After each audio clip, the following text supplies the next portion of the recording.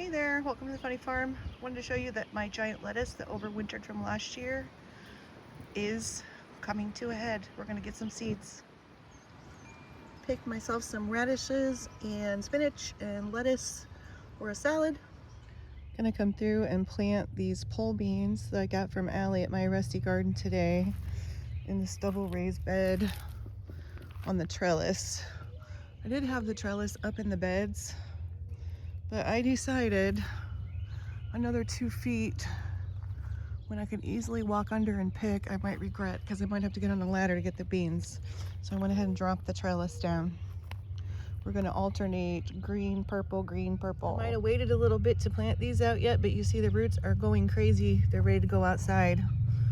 So we're gonna put them in the ground. Outside of these beds here, I have some potatoes planted. These are some Yukon Golds. And these are my little fingerlings that I saved from last year that I'm not sure what they are. I think by looking them up that they're called a Pinto Gold.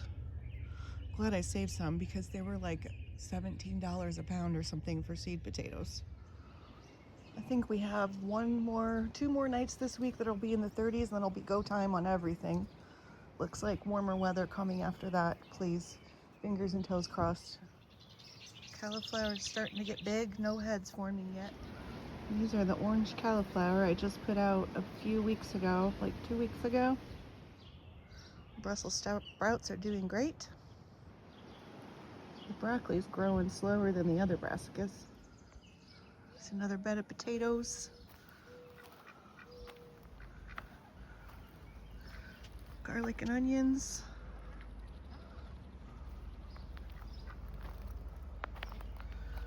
Cabbage with some volunteer potatoes. Another bed of garlic. The ducks just had a bath and they're hanging out outside, drying off. I'm gonna redo the strawberry bed this year. Last year I had the deer come through and kill all the strawberries except for a few tiny runners, which survived. So I'm gonna replant these, and I've got some more strawberries I'm gonna put in the bed. Okay, strawberries in. I'm gonna have to come behind and mulch these and figure out some kind of way to keep the deer out of here. I know I'm gonna put some onions throughout this bed, but I may also try and figure out a cage system to keep them off.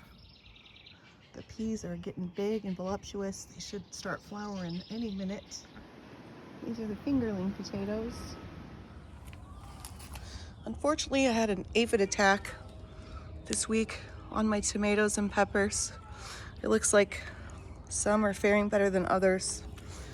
I've been spraying them off with soapy water and then a dusting of ash. I think all the peppers are going to recuperate. The ones that tolerated it the best were these tidy treats from Johnny's Seeds. They don't even hardly look phased. But yeah, I'm going to limp these along. Most of these are indeterminate cherries, so if they get any new growth on them, we should be able to save them. But yeah, this is why you should have extra seedlings. There's the peppers, more peppers. They were even on my little artichoke after I worked so hard for her, but she survived. This lettuce is starting to get some true leaves on it. Have a few slips individually potted off of that orange sweet potato. And look, that Murasaki purple-skinned white flesh potato is starting to get some sprouts on her.